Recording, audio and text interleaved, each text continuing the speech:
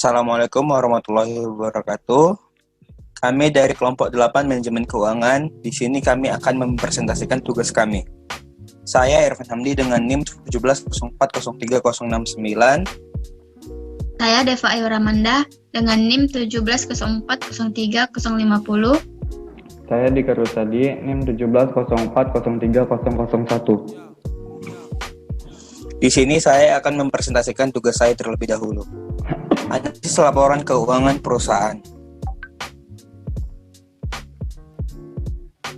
Tujuan laporan keuangan. Tujuan keseluruhan dari laporan keuangan adalah untuk memberikan informasi berguna bagi investor dari kreditor dalam pengambilan keputusan investasi dan kredit. Bentuk laporan keuangan yang pertama ada neraca. Laporan keuangan pertama ialah neraca dan untuk susunan berbeda perusahaan tergantung pada tujuan dari pembuatan neraca tersebut. Prinsip akuntansi Indonesia menyatakan bahwa neraca harus disusun secara sistematis sehingga dapat melaksanakan fungsi yaitu memberikan gambaran positif keuangan dari suatu perusahaan pada waktu tertentu. Neraca memiliki bentuk susunan yang banyak. Yang biasanya dipakai adalah yang satu pertama bentuk skontro, yang kedua vertikal. Yang kedua, laporan rugi laba. Laporan laba rugi adalah laporan keuangan yang menyajikan tentang penghasilan, pendapatan, kerugian, dan biaya tanggung jawab perusahaan pada suatu periode tertentu yang disusun secara sistematis. Syarat penyajian laporan laba rugi adalah laporan laba rugi harus memuat secara terperinci unsur dari hasil yang diperoleh dan biaya yang ditanggung jawab. Laporan laba rugi dapat disusun dalam bentuk dengan posisi urutan ke bawah. Laporan laba rugi semestinya dipisah antara hasil utama dengan hasil lain-lain serta usaha luar biasa. Bentuk laporan rugi ada dua macam. Yang pertama single step, yang kedua multiple step. Yang pertama single step, penyusunan menggunakan metode single step dengan mengelompokkan seluruh akun pendapatan secara total dikurangi dengan seluruh kelompok biaya pula, sehingga hasil laba rugi mulai dengan sekali tahap saja. Yang kedua, multiple step. Metode kedua ini perlu menggunakan beberapa tahap untuk mendapatkan laba rugi bersih, yaitu dengan cara pendapatan dikurang harga pokok penjualan sama dengan laba kotor. Laba kotor dikurangi biaya-biaya operasi sama dengan laba rugi bersih. Yang ketiga, laporan arus kas. Laporan arus kas bertujuan utama untuk menyajikan dan menyediakan informasi yang akan tentang penerimaan dan pengeluaran kas suatu perusahaan selama satu periode. Selanjutnya, rasio keuangan. Rasio keuangan atau rasio finansial merupakan suatu alat dalam menganalisis dan mengukur kinerja perusahaan dengan menggunakan parameter kondisi atau data keuangan perusahaan tersebut. Data-data keuangan tersebut biasanya diambil dari laporan keuangan yang ada seperti neraca, laporan laba rugi, laporan arus kas, dan lain-lain. Jenis rasio keuangan yang pertama ada profitabilitas. Rasio profitabilitas digunakan untuk mengukur kemampuan perusahaan dalam menghasilkan keuntungan untuk perusahaan. Yang kedua, rasio likuiditas. Rasio likuiditas digunakan untuk mengukur kemampuan perusahaan dalam membayar atau melunasi utang atau kewajiban dalam skala jangka pendek yang harus segera dipenuhi. Yang ketiga, rasio solvabilitas. Rasio solvabilitas digunakan untuk mengukur kemampuan perusahaan dalam melunasi semua kewajiban. Yang keempat, rasio aktivitas. Rasio aktivitas digunakan untuk mengukur keefektifan atau keefisienan perusahaan dalam menggunakan aktiva yang dimiliki. Rasio profitabilitas dibagi atas 5. Yang pertama, margin laba kotor. Yang kedua, margin laba operasi. Yang ketiga, margin laba bersih. Yang keempat, return of asset. Yang terakhir, return of investment. Rasio likuiditas terbagi atas 3, rasio lancar, rasio cepat, dan rasio kas. Rasio solvabilitas terbagi atas 2, rasio hutang terhadap aktiva, Yang kedua, rasio hutang terhadap ekuitas. Dan yang keempat, rasio aktivitas terbagi atas 4. Rasio perputaran piutang, rasio perputaran persediaan, rasio perputaran aktiva tetap, dan yang terakhir rasio perputaran total aktiva. Terima kasih. Kepada Saudara Irfan, apa perbedaan tujuan khusus dan tujuan umum pada laporan keuangan? Terima kasih. Saudara, apakah ada pertanyaan? Pertanyaan dari saya, dalam rasio solvabilitas tadi terdapat ada 2 macam rasio. Bolehkah dijelaskan perbedaan mendasarnya? Ya, terima kasih kepada Saudara Deva dan Saudara Reka.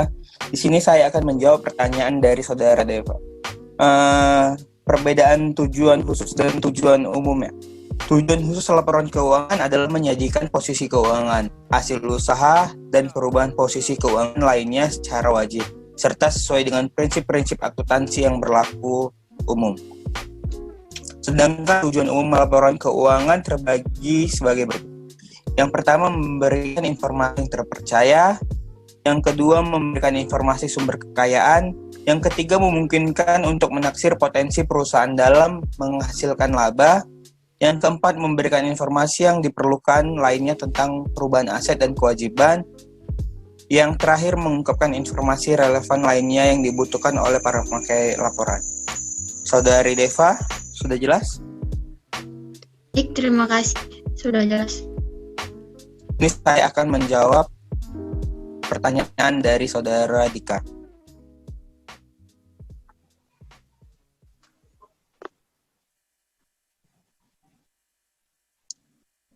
Perbedaan mendasar macam-macam rasio solvabilitas. Yang pertama tadi ada rasio hutang terhadap aktiva.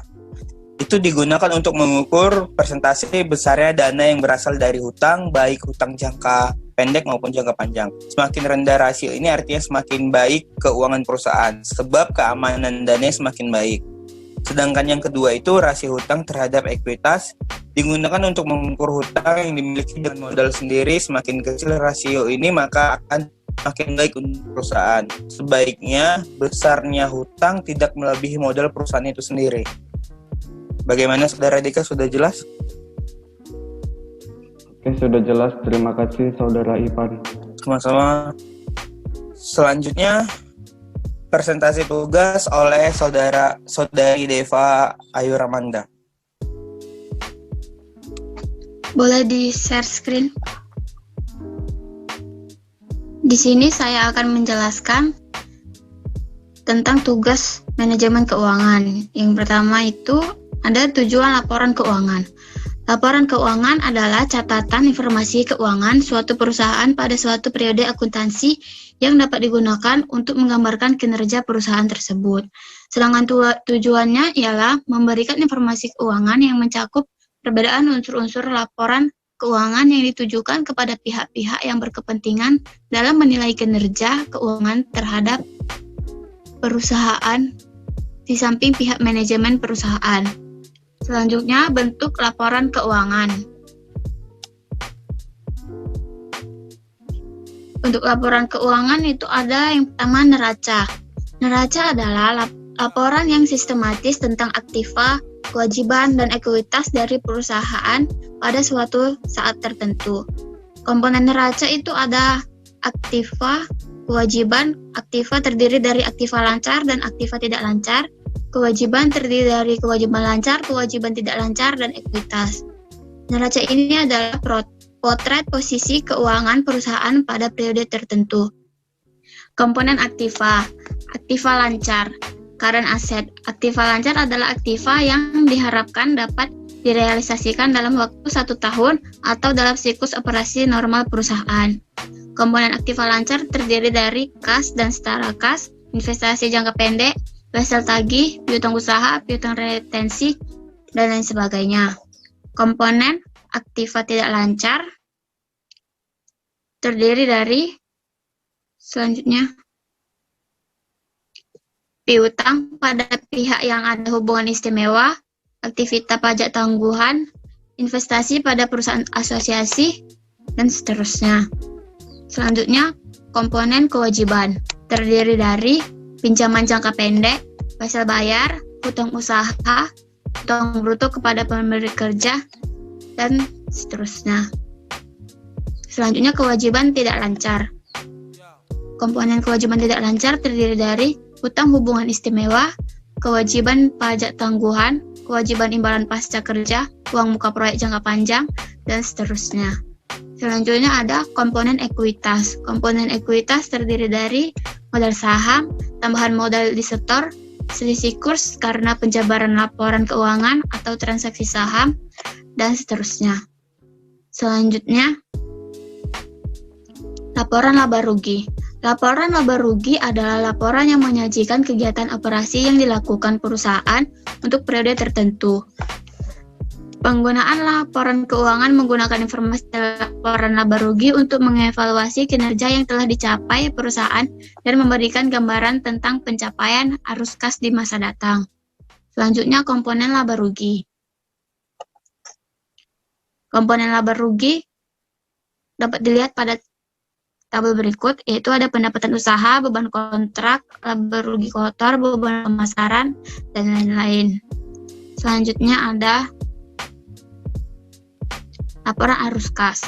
Laporan arus kas mencakup faktor-faktor yang berdampak terhadap arus kas selama periode akuntansi tersebut. Antara lain ada aktivitas operasi, investasi, dan pembiayaan. Nah, arus kas itu ada arus kas bersih. Arus kas bersih sering dinyatakan sebagai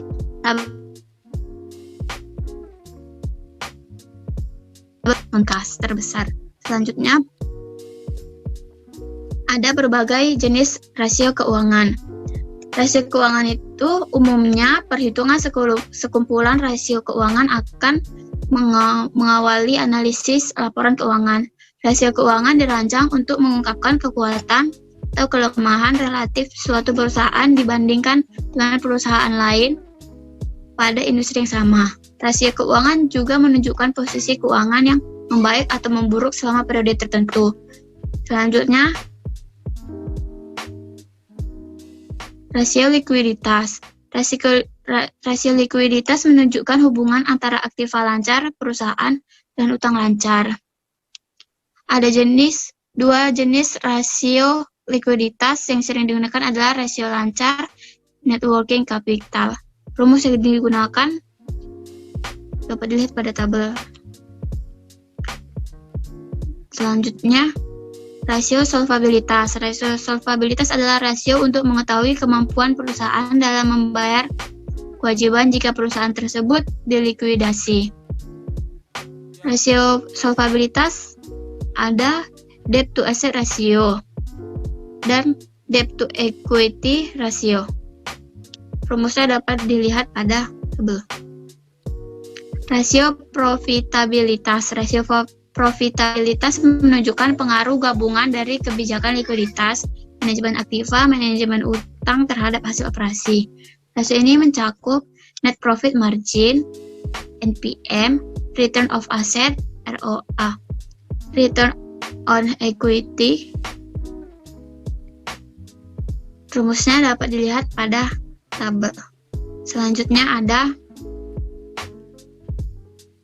rasio aktivitas. Rasio aktivitas terdiri dari receivable turnover RTO dan total asset turnover TATO. Terima kasih presentasi dari saya. Kepada saudara Irfan dan Dika, apakah ada pertanyaan? Terima kasih kepada saudara Deva telah memberi izin. Saya di sini ingin menanyakan mengapa laporan keuangan penting untuk pembuatan keputusan perusahaan. Saya akan menjawab terlebih dahulu ya. Karena selain sebagai alat penguji, laporan keuangan digunakan sebagai dasar untuk menentukan dan menilai posisi keuangan usaha. Selain itu, laporan keuangan juga berfungsi untuk dilakukannya analisa oleh pihak-pihak yang terkait seperti pemegang saham, kreditur, dan lain-lain dalam pengambilan keputusan untuk menentukan perencanaan yang akan menguntungkan dan memajukan usaha. Selanjutnya, Saudara Dika, apa ada pertanyaan? Baiklah, saya akan bertanya. Coba tolong dijelaskan bagaimana laporan keuangan tersebut mencerminkan aktivitas dari suatu perusahaan. Terima kasih atas pertanyaannya. Saya akan menjawab. Laporan keuangan mencerminkan aktivitas bisnis karena laporan keuangan disiapkan untuk melaporkan aktivitas pendanaan dan investasi pada suatu periode dan untuk meringkas aktivitas operasi selama periode sebelumnya dilihat dari neracanya, laporan laba rugi, laporan ekuitas pemegang saham, dan arus kas yang menimbulkan aktivitas bisnisnya terjadi dalam laporan keuangan tersebut. Terima kasih. Terima kasih kepada Saudara Deva atas presentasinya. Selanjutnya, presentasi tugas manajemen keuangan oleh Dika Rusadi. Baiklah, di sini saya akan mempresentasikan tugas manajemen keuangan saya. Baiklah, di sini akan menjelaskan tentang tujuan, bentuk, dan jenis rasio laporan keuangan. Yang pertama, tujuan laporan keuangan. Jadi, menurut Zaki Baritwan, tujuan laporan keuangan itu ada 5. Pertama, memberikan informasi keuangan yang dapat dipercaya mengenai sumber ekonomi dan kewajiban serta modal suatu perusahaan. Yang kedua, memberikan informasi yang dapat dipercaya mengenai perubahan dan summary ekonomi neto sumber dikurangi kewajiban suatu perusahaan yang aktivitas-aktivitas usaha dalam rangka memperoleh laba. Yang ketiga, memberikan informasi keuangan yang membantu para pemakai laporan keuangan mengestimasi potensi perusahaan dalam memperoleh laba. Yang keempat, memberikan informasi penting lainnya mengenai perubahan dalam sumber-sumber ekonomi dan kewajiban, seperti informasi mengenai aktivitas pembelanjaan dan penanaman. Yang kelima, mengungkapkan sejauh mungkin informasi lain yang berhubungan dengan laporan keuangan yang relevan untuk kebutuhan pemakai laporan, seperti informasi kebijaksanaan akuntansi yang dianut perusahaan. Kemudian bentuk laporan keuangan itu ada 3. Yang pertama itu adalah laporan laba rugi. Ini merupakan laporan yang mengukur keberhasilan dari operasional perusahaan selama jangka waktu yang ditentukan dengan menyajikan pendapatan dan beban yang dihasilkan laba atau rugi bersih perusahaan dalam jangka waktu tertentu. Nah, komponen laporan laba rugi ini ada 3. Yang pertama pendapatan, beban, dan laba rugi. Pendapatan itu merupakan peningkatan ekuitas dari transaksi yang timbul dari waktu ke waktu atau insidental pada sebuah entitas, kecuali yang dihasilkan dari pendapatan atau investasi para pemilik. Yang kedua itu beban, yaitu penurunan ekuitas dari transaksi yang timbul dari waktu ke waktu atau insidental pada sebuah entitas, kecuali yang dihasilkan dari beban atau pembagian kepada para pemilik. Yang ketiga, laporan laba rugi. Laporan tersebut akan menunjukkan pendapatan dari operasional, kemudian ditambah dengan pendapatan dan keuntungan lainnya, yang pada akhirnya laporan tersebut menunjukkan laba bersih atau rugi. Nah, berikut adalah contoh laporan laba rugi. Yang kedua itu ada neraca, yaitu laporan posisi keuangan yang juga disebut dengan neraca adalah aset, kewajiban, dan liabilitas. Nah, aset itu ada terbagi menjadi 2. Yang pertama aset lancar dan yang kedua aset tidak lancar. Aset lancar itu adalah kas dan aset lainnya yang diharapkan akan dapat mengkonversi menjadi kas atau uang tunai, dijual atau digunakan baik dalam 1 tahun atau masa siklus operasi mana yang lebih lama. Aset tidak lancar adalah aset yang tidak memenuhi definisi dari aset lancar. Nah, kewajiban adalah pengorbanan manfaat ekonomi di masa depan yang timbul karena kewajiban saat ini pada perusahaan tertentu untuk pemindahan aset atau penyalahkan jasa kepada perusahaan lain di masa depan. Ekuitas adalah hak residual atas aset perusahaan setelah dikurangi dengan seluruh kewajiban. Laporan arus kas ini terbagi menjadi ada 3 aktivitas. Yang pertama aktivitas operasi, aktivitas investasi, dan aktivitas pendanaan. Jenis rasio keuangan itu ada 4. Yang pertama itu ada liquidity ratio, menunjukkan kemampuan perusahaan dalam memenuhi kewajibannya dengan menggunakan kas dari aktivitas operasi, serta digunakan untuk menilai tingkat likuiditas suatu perusahaan. Rumusnya dapat dilihat pada slide. Kemudian yang kedua adalah solvency ratio, itu menunjukkan kecukupan arus kas yang diperoleh dari aktivitas operasi yang digunakan untuk membayar hutang perusahaan. Rumusnya dapat dilihat pada slide. Yang ketiga itu ada capital expenditure, dan investing ratio. Nah, ini terbagi lagi menjadi dua. Yang pertama operating investment ratio dan investment cash from operating finance ratio. Nah, yang ketiga itu ada cash flow return ratio. Nah, yang ini terbagi menjadi 4. Yang pertama, cash return on sale ratio, cash flow to net income ratio, quality of income ratio, dan overall cash flow ratio. Nah, cash flow return ratio ini adalah rasio yang digunakan untuk mengukur kemampuan perusahaan dalam menghasilkan cash pada suatu periode.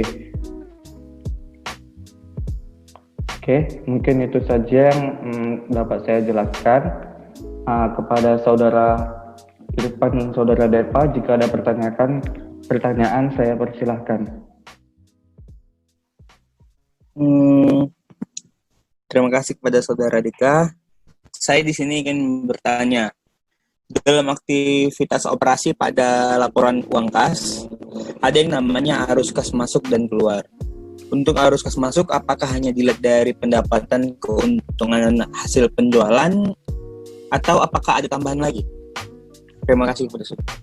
Baiklah, saya akan langsung menjawab pertanyaan dari saudara Irfan. Jadi untuk arus masuk itu sendiri, selain dari penerimaan atau hasil penjualan dari produk kita, itu bisa didapatkan dari pendapatan bunga dan dividen atas pinjaman dan investasi, serta penjualan surat-surat berharga lainnya. Mungkin itu saja jawaban dari saya. Terima kasih.